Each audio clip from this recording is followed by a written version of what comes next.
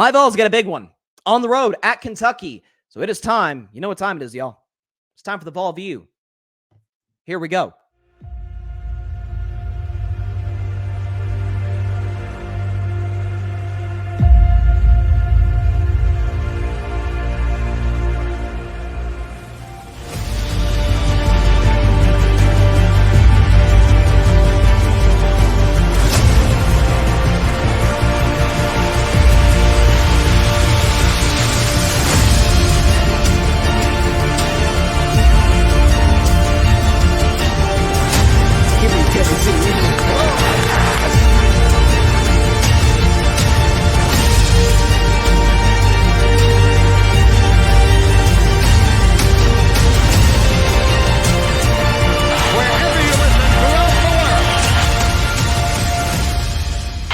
Football time in Tennessee.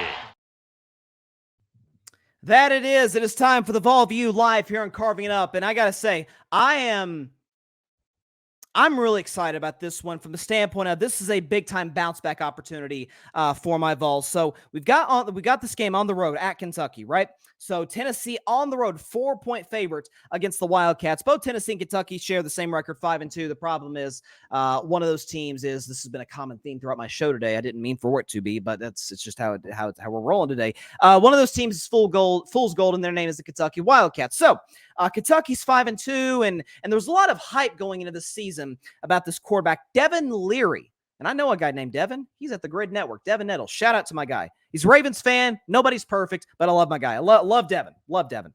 Devin Leary, though, I'm not so high on. Okay, so he's the quarterback of the Kentucky Wildcats. There was a lot of hype coming into the season about how, hey, he could be potentially better than Will Levis, who at one time was actually pegged as a number 4 or 5 draft pick in this past NFL draft by the Colts, or I don't even remember who drafted 5th. In the draft this year. He ended up falling to the second round to the Titans, which, by the way, Devin Nettles actually predicted on our draft show. True story. Shout out again to Devin. But Devin Leary this year, so Kentucky gets off to the start. They're 4-0, and then they're 5-0. They beat Florida, and there's all this hype around the Kentucky Wildcats. But listen, I know well enough as a Vols fan, there's certainly hype around us from year to year, and listen, I have to be real. I hate to say this in the Vol View of all segments, but we oftentimes, last year was the exception, don't live quite up to those expectations. And you could argue we haven't done quite as well as maybe I thought, or maybe the national media thought, fans thought the Vols would do in 2023. But the Kentucky Wildcats are the definition in football, and to a certain extent, by the way, in men's basketball as well, have been a little bit of a pretender. Because they're 5-0, then they play Georgia. Now, it's Georgia. It's the number 1 team in America, but they got beat 51-13. Well, everybody loses to Georgia, and certainly everybody loses to Georgia at Georgia. Bulldogs have not lost a game since the 2021 SEC title game. So it's like, okay, we just kind of chalk that up and move on. But then you play Missouri. Now, Missouri's very good, for the record. I'm really high on the Missouri Tigers this year. But you got that game on your home field. And Kentucky was playing good football in that first half, or certainly the first quarter. They're up 14-0, and the rest of the game, they get outscored 38-7.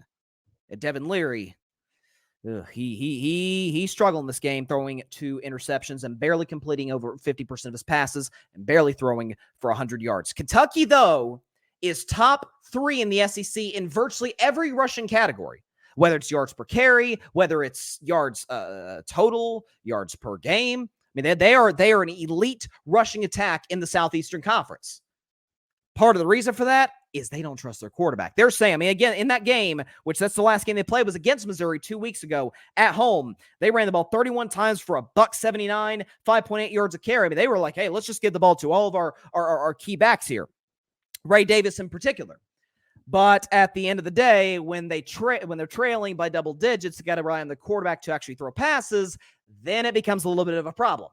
Then it turns into a situation where you don't quite trust him as much as you would even a Will Levis. And I was never a Will Levis guy, but he certainly was capable of the occasional comeback, or at least keeping you in games from time to time, for the perspective of, if things aren't going well, you can rely on him to get back of the game with his arm. Not Devin Leary. So again, in this matchup, Tennessee is favored -4. And again, we're coming off of a Really tough loss to Alabama. Still haven't quite recovered from it. I got to be honest with y'all. Just it's Alabama. There's an Alabama fan I know very well.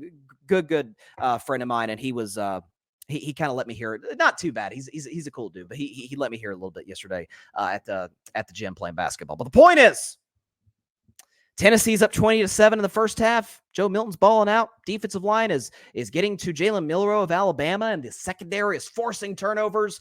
And in the second half, we get shut out. Was it 30? Gosh, it was 20. I'm sorry, it was 27-zip. Jalen Milroe was fantastic. I think it was Isaiah Bond, I'm pretty sure is his name. The wide receiver for Alabama broke the game open not broke the game open, but got Bama back into it with a long touchdown to sort of shift the momentum in that football game. So it was a really tough loss for Tennessee. Joe Milton had a critical turnover late.